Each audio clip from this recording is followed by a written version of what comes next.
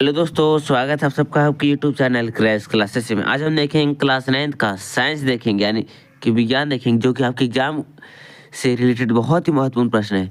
आपका second paper होगा यह, फर्स्ट में फर्स्ट सिटिंग में, सेकेंड सिटिंग में होगा, है ना। चलिए हम लोग देखिए क्वेश्चन को चलते हैं। आप लोग यह वीडियो जरूर देखिए। आप लोग व्हाट्सएप ग्रुप पे नहीं जुड़े हैं तो आप लोग व्हाट्सएप ग्रुप में जुड़ जाए, साथ ही इस चैनल में नए होंगे तो इस चैनल को सब्सक्राइब कर ले। चलिए हम लोग क्वेश्चन को चलते हैं। क्या है, किसी आहार श्रृंखला में शाकाहारी का निर्माण होता है। आहार श्रृंखला में शाकाहारी का निर्माण कहाँ होता है? प्रथम पोषी स्तर, द्वितीय पोषी स्तर, तृतीय पोषी स्तर, चतुर्थ पोषी स्तर। तो किस में होता है? तो द्वितीय पोषी स्तर में शाकाहारी का निर्माण होता है ना। चलिए हम लोग देखते हैं अगला क्वेश्चन को चलते हैं। दूसरा नंबर क्या है हमारा? दूसरा नंबर, कौन अधातु कमरे के ताप पर द्रवावस्था में पाया जाता है? कौन कमरे के ताप पर द्रवावस्था में पाया जाता है? अधातु पूछा था। धातु में कौन हो जाएगा? तो ब्रोमीन हो जाएगा। और धातु पूछ दिया तो हो जाएगा हमारा पारा हो जाएगा, है ना। इसे हम लोग को 2 क्वेश्चन बन गया। चलिए अगला देखते हैं। अगला क्वेश्चन, प्रोपेनॉल में कौन अभिक्रियाशील समूह मौजूद है? प्रोपेनॉल में कौन अभिक्रियाशील समूह मौजूद है? कौन है? तो अल्कोहल है ना। चलिए देखते हैं अगला क्वेश्चन को चलते हैं। देखिए बहुत ही रिलेटेड क्वेश्चन है, साथ ही प्रीवियस ईयर क्वेश्चन भी है, आप लोग जरूर देखिए। अच्छा, ओजोन परत के अपक्षय के लिए जिम्मेदार, ओजोन परत के अपक्षय के लिए कौन जिम्मेदार है? तो CFC, है ना। चलिए देखते हैं अगला क्वेश्चन।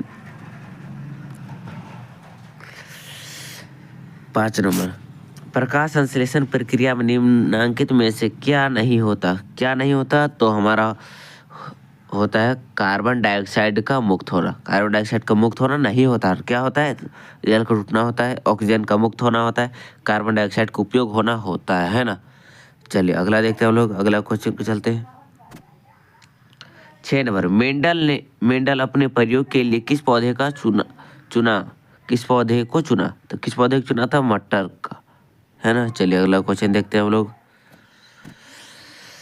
विद्युत मोटर एक युक्ति है जो परिवर्तित करती है। विद्युत मोटर एक युक्ति है जो परिवर्तित करती है। क्या परिवर्तित करती है? तो हमारे पर विद्युत ऊर्जा को यांत्रिक ऊर्जा में परिवर्तित करती है ना। चलिए देखते हैं अगला क्वेश्चन पर चलते हैं। 8, प्रकाश के अपवर्तन की क्रिया में कौन सी भौतिक राशि अपरिवर्तित रहती है? तो कौन सी? तो आवर्ती। चलिए अगला क्वेश्चन चलते हैं। आधुनिक आवर्त सारणी किस आधार पर बना है? आधुनिक आवर्त सारणी किस आधार पर बना है? तो किस आधार पर? तो हमारा परमाणु संख्या पर, है ना। चलिए अगला क्वेश्चन क्या हमारा, निम्नलिखित में से कौन प्राकृतिक सूचक का उदाहरण? प्राकृतिक सूचक यानी प्राकृतिक से प्राप्त होने वाला कौन? तो लिटमस पेपर, है ना। चलिए अगला देखते हैं। वाहन अग्रदीपों में किस दर्पण का उपयोग किया जाता है? किस दर्पण का उपयोग किया जाता है? तो हमारा अवतल दर्पण का उपयोग किया जाता है। चलिए अगला क्वेश्चन, पृथ्वी की ऊपर पट्टी में प्राकृतिक रूप से पाए जाने वाले तत्व या यौगिक को क्या कहते हैं? क्या भूपर पट्टी में पाए जाने वाले तत्व या यौगिक को क्या कहते हैं? तो खनिज कहते हैं। क्या खनिज कहते हैं? देखिए पवन ऊर्जा, क्या पवन ऊर्जा उत्पादन के लिए पवन की चालन न्यूनतम कितनी होनी चाहिए? तो कितनी होनी चाहिए? तो हमारा होना चाहिए 15 मीटर पर सेकेंड। 15 मीटर पर सेकेंड, है ना। चलिए अगला देखते हैं हम लोग।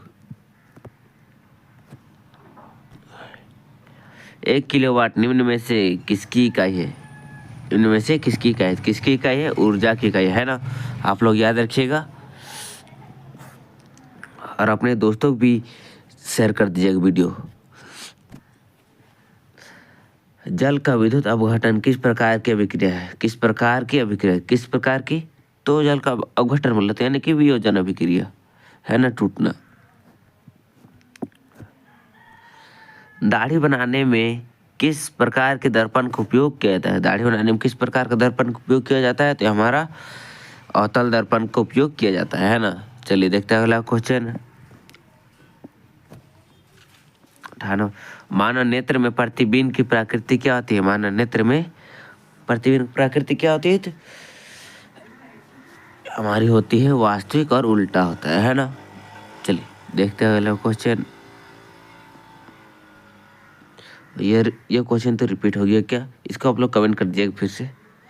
इसको बता दिए थे अभी, जस्ट 1 किलोवाट घंटा की इसकी इकाई है ना। चलिए लास्ट क्वेश्चन देखते हैं। फ्लोएम से खाद्य पदार्थों का परिवहन पौधे में किस दिशा में होती है? किस दिशा में होती है वो पूछ रहा है। फ्लोएम में तो ऊपर और नीचे दोनों की ओर होती है। क्या ऊपर और नीचे दोनों की ओर होती है? चलिए ये आप लोगों को क्लास 9th का 20 मोस्ट इम्पोर्टेंट वायरल क्वेश्चन आप लोगों को दिया जा रहा है। उसको आप लोग जरूर देखें, साथ ही अपने दोस्तों को भी शेयर कर दीजिए, है ना। चलिए हम लोग देखते हैं आगे, फिर मिलेंगे इससे अच्छे और नए टॉपिक के साथ। जय हिंद, जय भारत, धन्यवाद।